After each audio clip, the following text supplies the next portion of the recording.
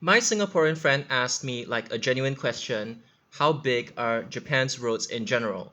Like how much kilometers of road are four-lane highways? And I did not have an immediate answer to that, but I did say that only national routes or expressways are typically wide.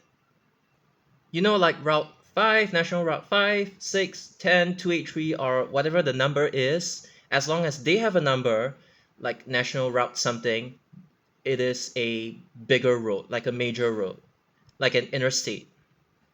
And I think like 98 to 99% of like Japan's roads are 1 to 2 lanes per direction.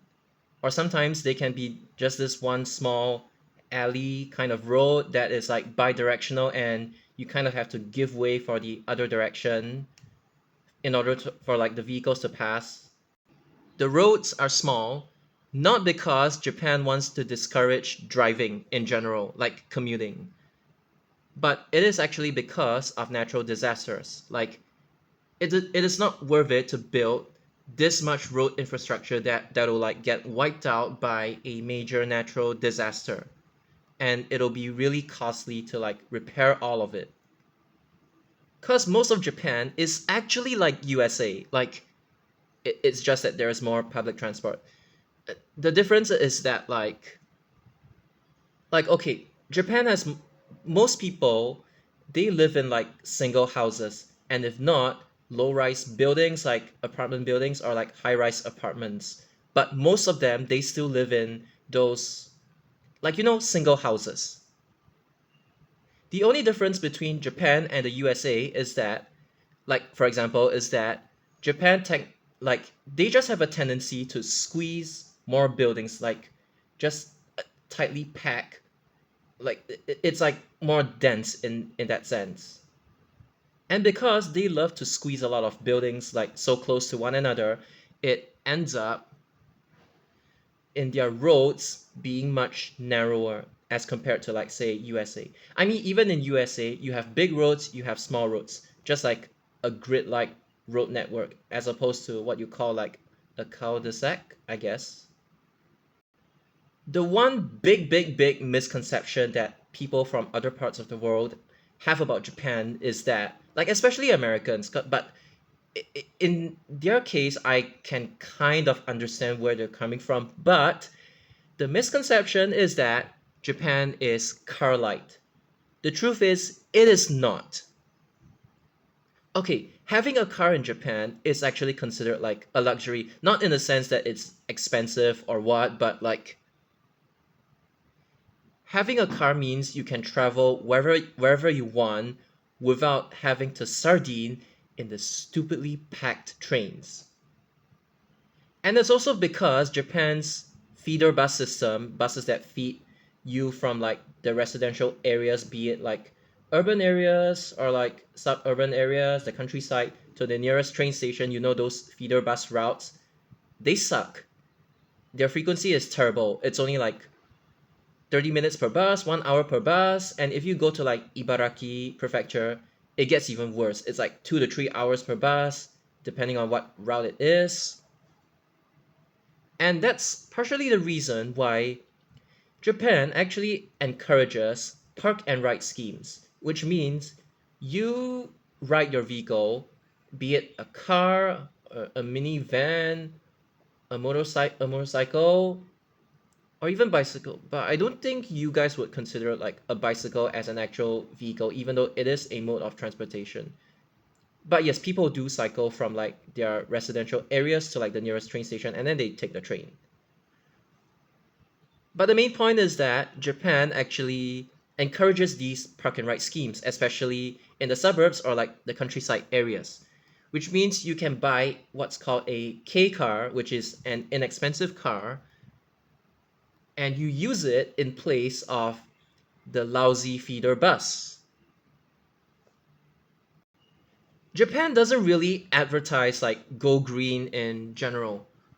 They are not like Singapore, whereby they put up advertisements that like socially guilt trip you into taking public transportation.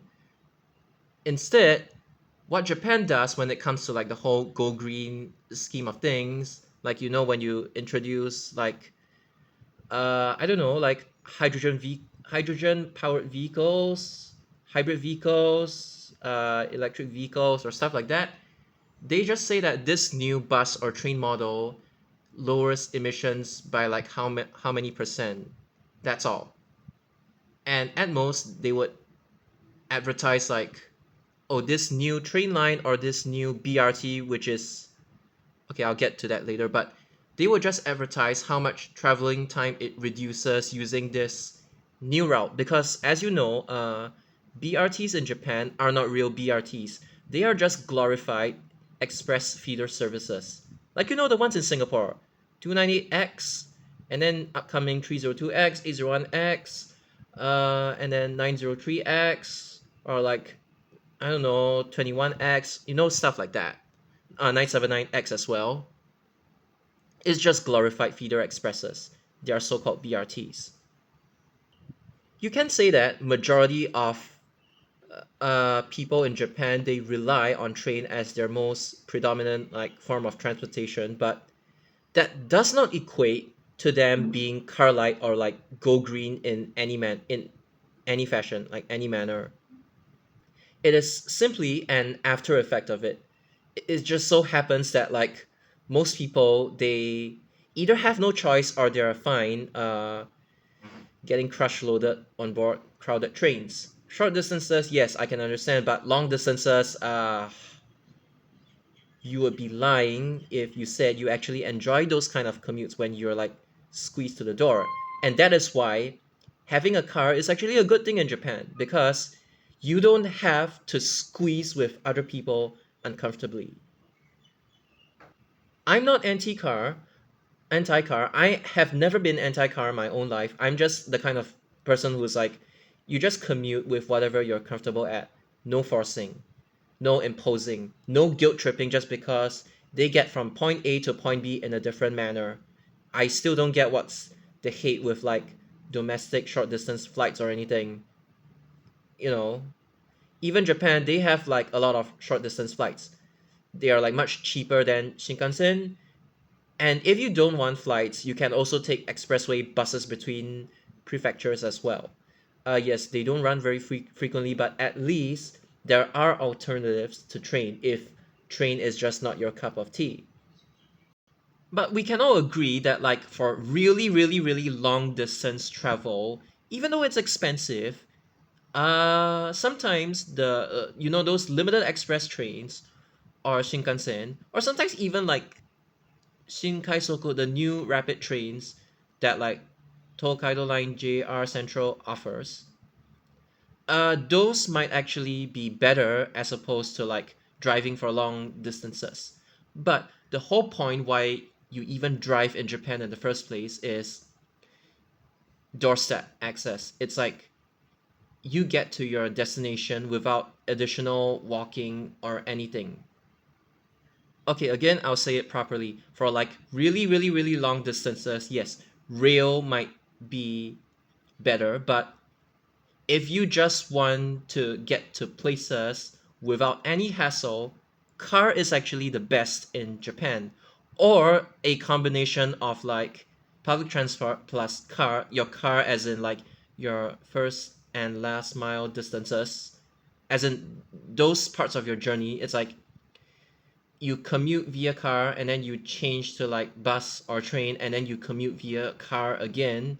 I mean, just saying conceptually, even though realistically it's usually just car and then train or bus and then walk, a combination of all of these.